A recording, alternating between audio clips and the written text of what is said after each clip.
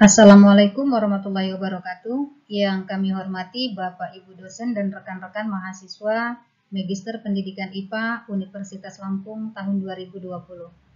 Baiklah, perkenalkan nama saya Emma Juwita NPM 2023026003. Di sini saya akan mempresentasikan salah satu tugas mata kuliah metodologi penelitian tentang desain penelitian eksperimen.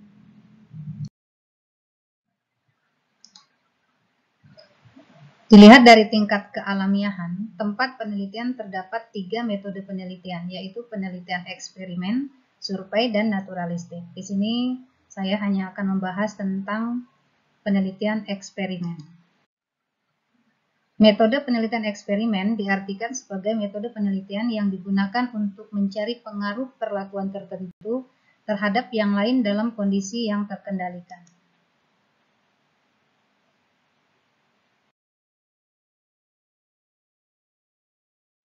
Ada 4 macam desain eksperimen. Yang pertama, pre-eksperimental, yang kedua true eksperimental, yang ketiga faktorial eksperimental, dan quasi-eksperimental. Kita akan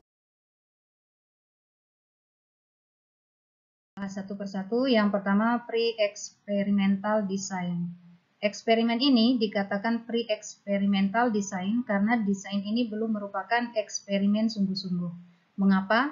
Karena masih terdapat variabel luar yang ikut berpengaruh terhadap terbentuknya variabel dependent. Ada 3 macam pre-experimental design. Yang pertama, one-shot case study.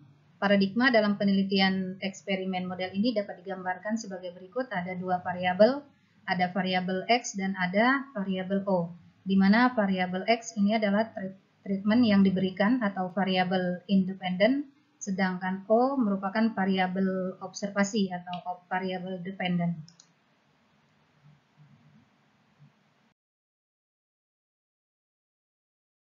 Yang kedua, one group pretest post-test design. Pada desain ini terdapat pretest sebelum diberikan perlakuan. Desain ini dapat digambarkan sebagai berikut. Ada observasi sebelum pretest dan ada observasi sesudah diberikan perlakuan atau pretest.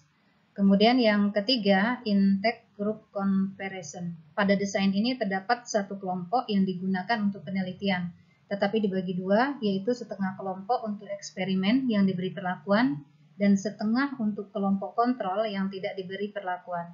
Paradigma penelitiannya dapat digambarkan sebagai berikut. O1 ini merupakan setengah kelompok yang diberi perlakuan dan O2 adalah setengah kelompok yang tidak diberi perlakuan.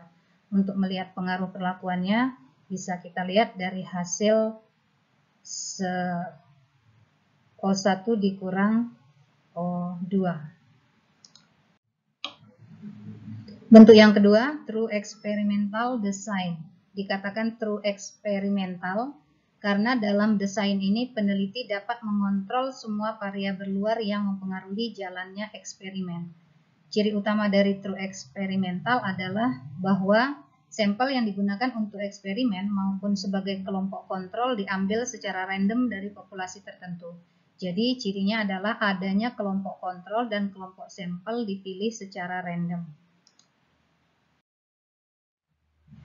Ada 2 bentuk desain true experimental. Yang pertama, post-test only control design. Dalam desain ini terdapat 2 kelompok yang masing-masing dipilih secara random. Kelompok pertama diberi perlakuan dan kelompok yang lain tidak. Kelompok yang diberi perlakuan disebut kelompok eksperimen dan kelompok yang tidak diberi perlakuan disebut kelompok kontrol. Yang kedua, pretest post-test control group design. Dalam desain ini terdapat 2 kelompok yang dipilih secara random, kemudian diberi pretest untuk mengetahui keadaan awal, adakah perbedaan antara kelompok eksperimen dan kelompok kontrol. Yang ketiga, faktorial design. Desain faktorial merupakan modifikasi dari desain true experimental, yaitu dengan memperhatikan kemungkinan adanya variabel moderator yang mempengaruhi perlakuan atau variabel independen terhadap hasil atau variabel dependent.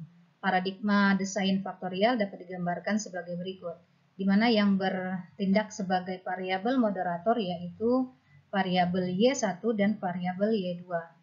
Pada desain ini, semua kelompok dipilih secara random, kemudian masing-masing diberi pretest.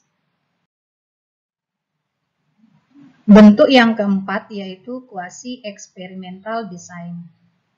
Bentuk desain eksperimen ini merupakan pengembangan dari true experimental design yang sulit dilaksanakan. Desain ini mempunyai kelompok kontrol, tetapi tidak dapat berfungsi sepenuhnya untuk mengontrol variabel-variabel luar yang mempengaruhi pelaksanaan eksperimen.